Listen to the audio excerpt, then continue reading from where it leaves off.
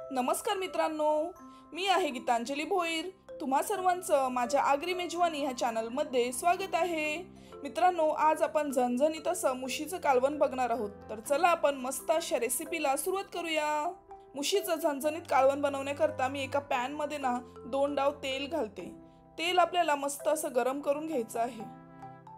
गरम झालेल्या तेलामध्ये मी आता आलं, लसूण, मिरची, कोथिंबीरीची हिरवी पेस्ट घालते आणि ही पेस्ट आपण छान अशी फ्राय करून घ्यायची आहे। लसणाचा आणि आल्याचा कच्चा वास जाईतोवर आपण ही पेस्ट फ्राय करून घेऊया। पेस्ट फ्राय झाल्यानंतर मी ह्यात आगरी मसाला घालते 1 टेबलस्पून।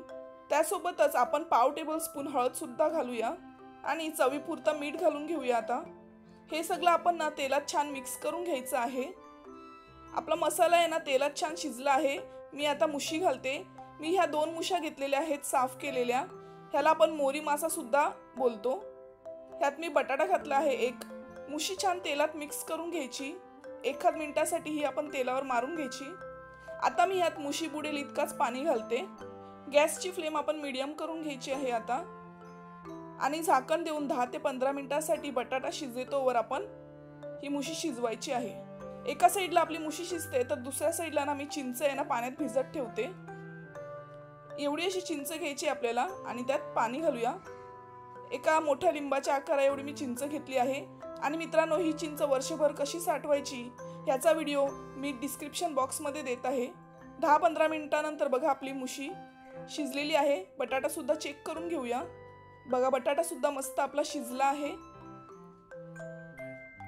आता ह्यात मी चिंचेचं पाणी घालते। गॅसची फ्लेम आता आपण हाय करून घ्यायची आहे।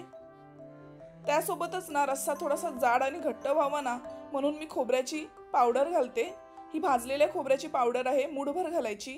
त्यासोबतच गरम मसाला सुद्धा मी 1/2 टेबलस्पून घालते। हा गरम मसाला घरी कुटलेला आहे। आता मी 5 मिनिटांसाठी हे पुन्हा शिजवते हाय फ्लेमवर। तर मित्रांनो बघा, मस्त असं आपलं मुशीचं कालवण घट्टसर झालेलं आहे। मी गॅसची फ्लेम ऑफ करते। आता ह्यात मी वरून कोथिंबीर सुद्धा घालते। कोथिंबीर भरपूर घातल्याने ह्याला चव छान येते। तर ही बघा, आपली मस्त असं मुशीचं कालवण तयार झालेलं आहे। हे मुशीचं कालवण तुम्ही गरमागरम भातासोबत खाऊ शकता, खूप छान लागते। तर मित्रांनो, तुम्हाला माझी आजची रेसिपी कशी वाटली ते मला कमेंट करून कळवा आणि जर तुम्हाला माझा हा व्हिडिओ आवडला असेल तर माझ्या व्हिडिओला लाईक आणि शेअर नक्की करा। आणि हो, माझ्या चॅनलला जर सबस्क्राईब नसेल केलं तर सबस्क्राईब देखील करा। Thank you for watching my video. Bye.